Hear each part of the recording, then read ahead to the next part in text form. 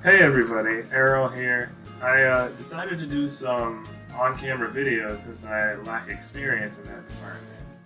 And something I wanted to talk about was how my fascination with the monster-raising RPG genre started. So it all started with red and blue version, just like any Pokemon fan would tell you. It all started with the first generation, red, blue, and yellow.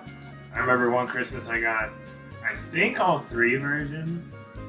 I can't remember, but I do still have my original Special Pikachu Edition Game Boy Color. It doesn't work anymore, but it's just a nice little trinket to have. And yeah, I really enjoyed those games.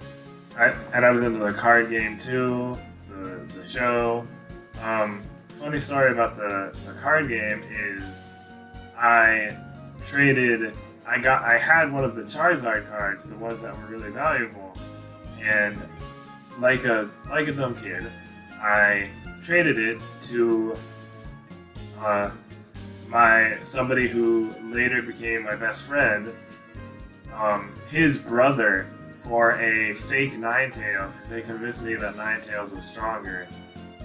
They didn't know the Ninetales was fake. I didn't learn the Ninetales was fake until I showed it to some other kids. But yeah, that was not great. Anyway, so moving on to like the second generation, I got to be Meryl for Halloween once because the Pikachu costume didn't fit, and I thought it was kind of funny since it rhymed with my name. So second generation, I got Pokemon Silver.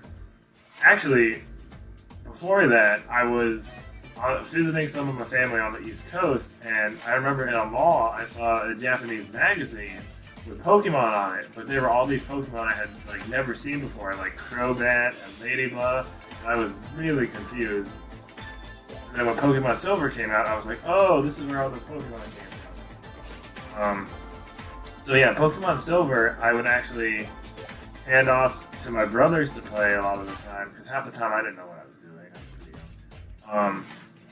But it was nice to, if they were picking me up from school, it was nice to have them be like, hey, I caught a new Pokemon for you. It was just a nice surprise. So after that, well, Crystal Version came out. I found out about Crystal Version in I can't remember if it was a comic book or a magazine. It was on the back cover of something I had. And that was the first time I ever heard about it. And I was like, Pokemon Crystal Version, had a picture of all the unknowns. And I was like, oh, there's going to be a new Pokemon game. Cool. And then when I got Crystal Version, I was just blown away because I called up my best friend from childhood at the time, and I said, dude, the Pokemon move.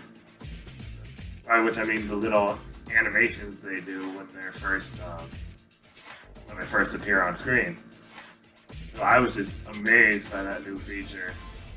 And then after that, I think it was like 1 or 2 years later, by the time Ruby and Sapphire came out. But when Ruby and Sapphire came out, I played with that same friend.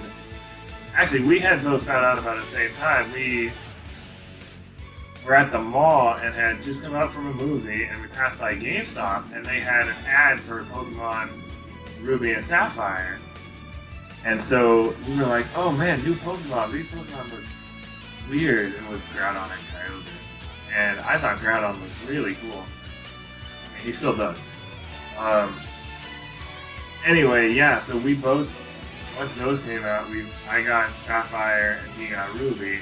Originally, I actually wanted Ruby because I thought Groudon looked cooler, but I can't quite remember. I think he may have gotten the game before me and he had Ruby version, so I got Sapphire version. It was either that or when I was at Toys R Us, they were out of Ruby version and still had Sapphire. I'm not sure. I can't quite remember. But anyways, I had Sapphire version and he had Ruby.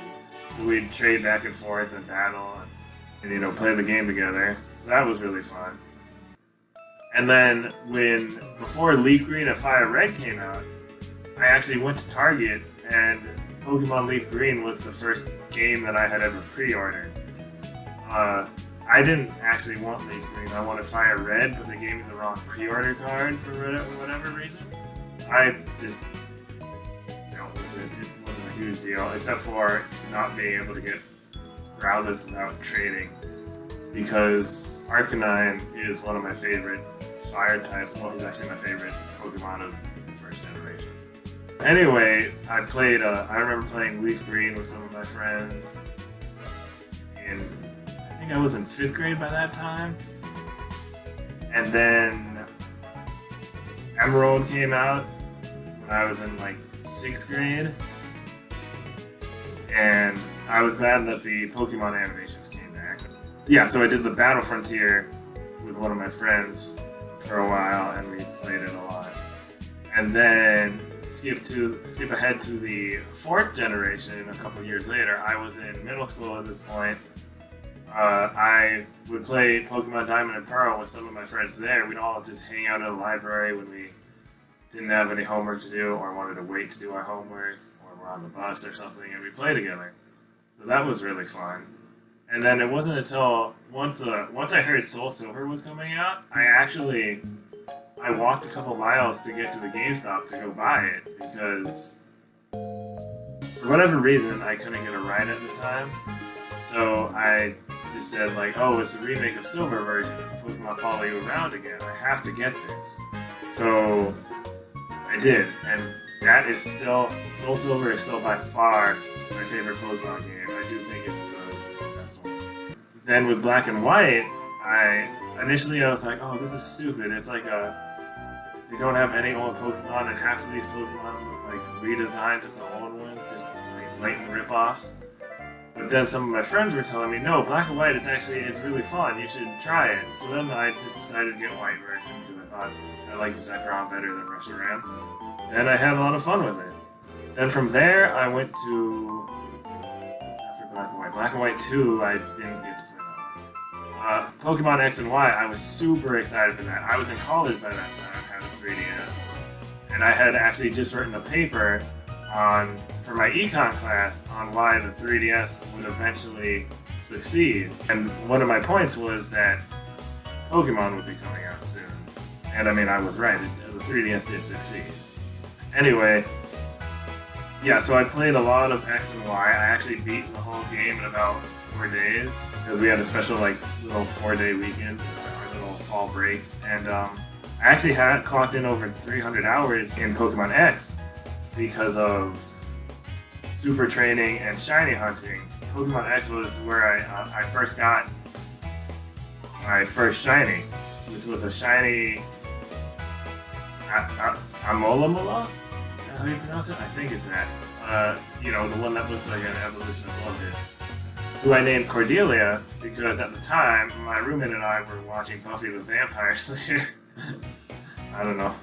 Our friends had recommended it and we were enjoying it. Anyways, yeah, I got Cordelia, the Alomomola, and then I got a shiny Sharpedo, who actually had a decent Sharkesha, who actually has a decent nature, who I still use to this day.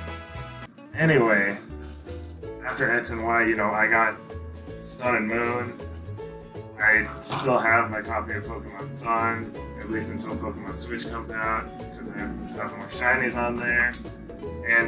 And yeah, I'm excited for Pokemon Switch, even though it could be a disappointment. Even if it is, I'm just excited to have it on a console that's more comfortable to hold. 3DS is just kind of weird and cramps my hands. Not that the Switch doesn't do that, but it doesn't do it nearly as bad.